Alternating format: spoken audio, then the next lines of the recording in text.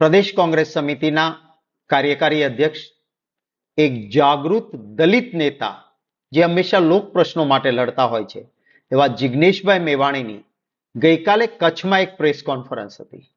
આ પ્રેસ કોન્ફરન્સને અવળા પાટે ચડાવી દેવા માટે સરકારના ઈશારે સંપૂર્ણપણે એક ખોટી ફરિયાદ દાખલ કરવામાં આવી.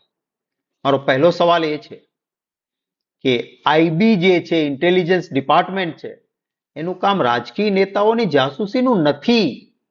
એમણે આંતરિક સુરક્ષાની ચિંતા કરવી જોઈએ.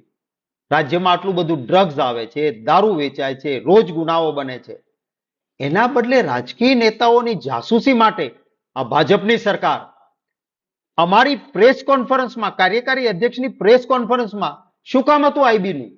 શું આ કોઈ આતંકવાદી માટેની પ્રેસ કોન્ફરન્સ હતી? ન જવું જોઈએ. અને ગયા પછી